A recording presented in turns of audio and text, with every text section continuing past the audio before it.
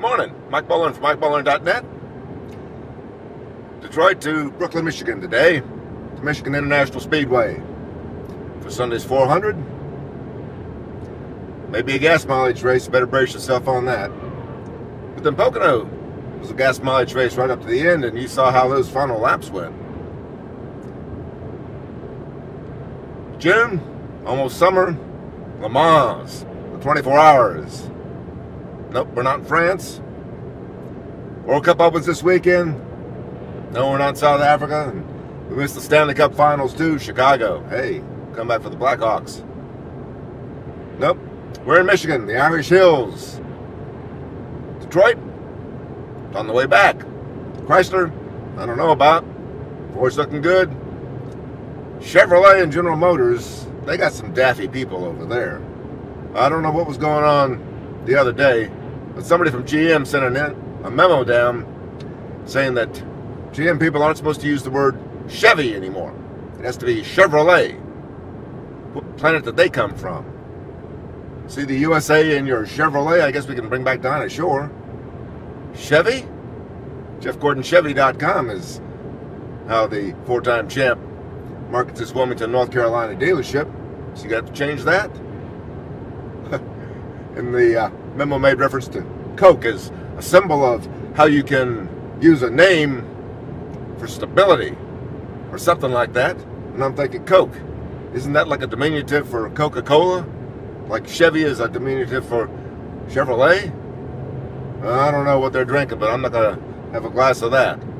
And then last night, this has to be a marketing campaign by one of their new ad agencies who's trying something weird. They had a video. MikeBoland.net is more professional than this video. You got to check it out.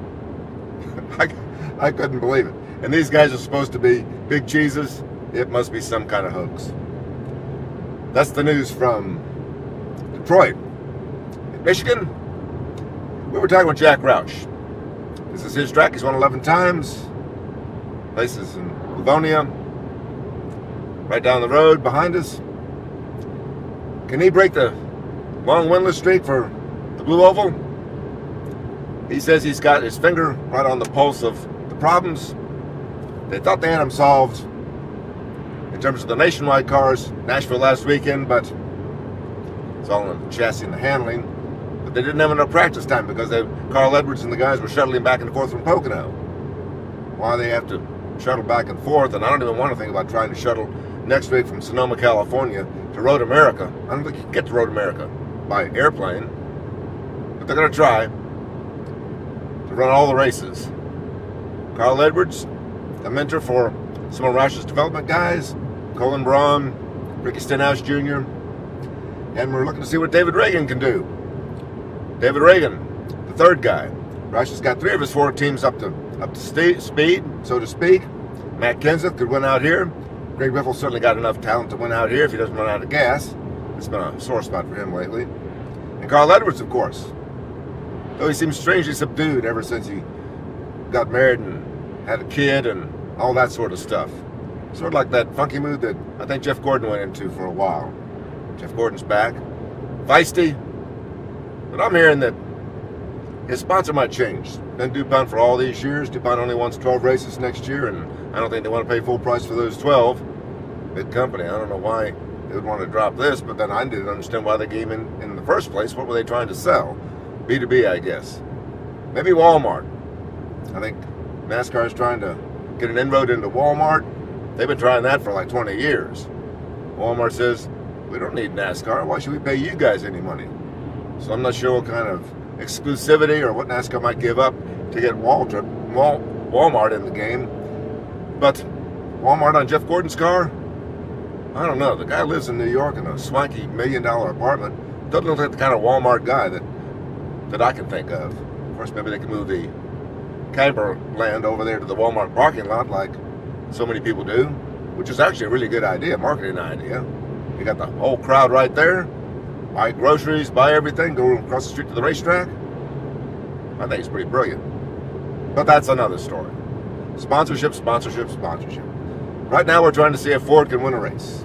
We're trying to see what's wrong with Chevrolet. And we're trying to see if this boys have at it is really working. I think, hey, looks like it's working to me. My one question, and we were talking to some TV people at Pocono last weekend, Fox, Mr. Boogity Boogity Boogity and all that, history for another year, but they really promoted the 600 in Charlotte, even on American Idol spots, and yet they only drew a 4.0. Not very good. Not very good for one of the biggest races of the season. It did beat Indy, but then maybe a whole day of racing is not what the American public wants these days. It used to be fun.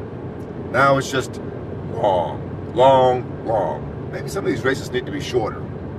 Maybe some of these videos need to be shorter.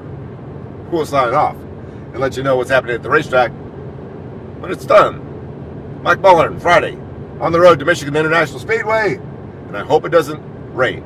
Mike Mullen from MikeMullen.net.